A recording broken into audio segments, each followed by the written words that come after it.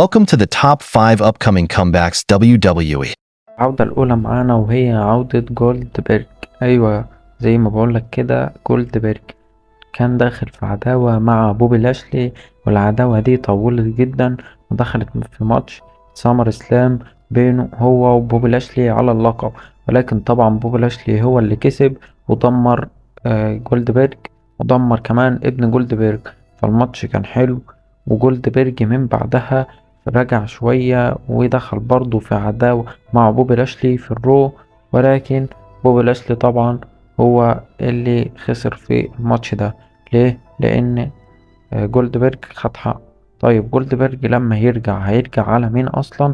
هقولك هيرجع على جونتر، وتحدد بينهم ماتش في راسلمانيا. فجولدبرج هو عودة، يعني جاي هتيجي، يعني لازم تيجي علشان جولدبرج الاتحاد محتاجه. بعد كده جون سينا هو العودة التانية. أيوة، جون سينا طبعا الكل عارف إن هو هيرجع، ولكن تعالى نتكلم كده شوية عن عودة جون سينا. عودة جون سينا، طبعا جون سينا طلع في الماني إن ذا بانك وقال إن هو اعتزل من الدبليو دبليو إي، ولكن هيشارك في كل عروض الرو اللي هتبقى موجودة في 2025 لغاية ريسلمانيا 41.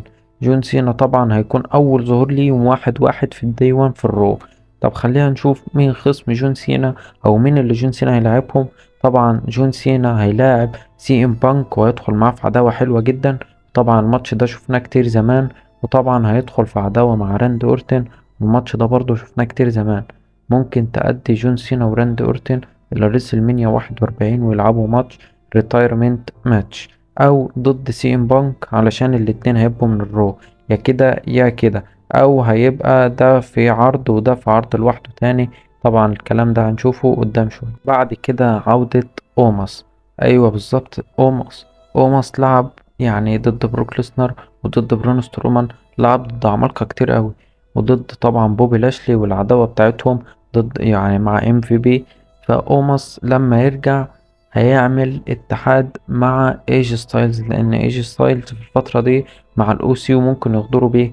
فأوماس لو رجع هتكون رجعته في الرويال رامبل. واللي خلانا اتكلم على اوموس هو الأزمة اللي بيمر بيها اي جي ستايلز. بعد كده عودة ريكوشيه. ايوه ريكوشيه، انت مستغرب ليه؟ لان هو هيرجع مش هيروح الاي دبليو على طول، او هيطلع كده على طول. لازم برأيي ان هو يرجع ياخد حقه من بروم بريكر، ممكن في سمر سلام ضد سامي زين وسامي يفوز، وبعد كده يمشي ويبقى بقى يروح الاي دبليو، يروح التي ان اي، يروح نيو جابان، يروح اي حاجة، بس المهم يرجع ياخد حقه من بروم بريكر. لان الصراحة ريكوشي يعني جامد، ولازم ياخد حقه، ما يسيبش الوضع كده ان هو يمشي وخلاص. وللناس اللي مفكرة ان هولوجرام هو ريكوشي اللي ظهر في الاي دبليو، فانتوا غلطانين، لان ريكوشي لسه تبع الدبليو دبليو اي، ويعني لسه ما بيظهرش دلوقتي في عروض ولا حاجة. هو في اجازة في البيت، والهولوجرام ده محدش عارف هو مين. بعد كده عودة ذا فيند، بس مش ذا فيند براي وايت. هتقولي ازاي مش ذا فيند؟ هو براي وايت، اللي هو براي وايت اللي مات. هقولك ايوه بالظبط كده. ولكن ذا فيند لما يرجع مش هيرجع بشخصية براي وايت، لانه خلاص مات واندفن من السيناريوهات. هيرجع ذا فيند واحد تاني، شخص تاني خالص، هيدخل مع الوايت سيكس في العداوة بتاعتهم، طبعا في اي عداوة ليهم، وهيكون مزاملا لأنكل هاودي. إيه لو يعني ما احتسبوش ان ذا فيند خلاص مات، اللي هو براي وايت، وما فيش ذا فيند في الوايت 6 تاني. لكن انا بقول ان ذا فيند ده هيرجع، وطبعا هيكون شخص تاني وهيساعد انكل هاودي في ماتشاته. بعد كده اخر عودة معانا وهي عودة الديمون بالور، الديمون كينج فين بالور، بالشخصية الشيطانية بتاعته. طبعا لازم فين بالور يرجع بيها، لازم فين بالور يتغير، لازم فين بالور يعني ياخد سيناريوهات جامدة. الراجل ده يعني مظلوم جدا ومهمش جدا من الاتحاد الفترة دي. فين بالور طبعا لازم يرجع للشخصية دي علشان يغدر بداميان بريست ويلعب معاه ماتش قوي جدا، يا اما في ريسلمانيا، يا اما هيكون مثلا على الرويال رامبل، او في سرفايفر سيريس السنه دي. فالماتش ده هيكون جدا حلو ومستنيينه طبعا كتير، ولازم فين بالور. وبس كده، دي كانت عودات فيديو النهارده.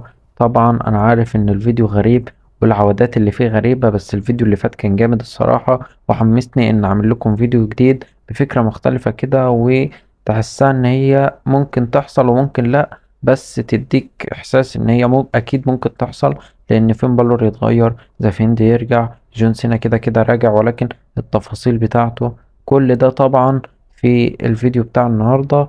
فبس كده الفيديو خلص، وما تنساش تنزل دلوقتي تعمل اشتراك وتعمل لايك، وسلام.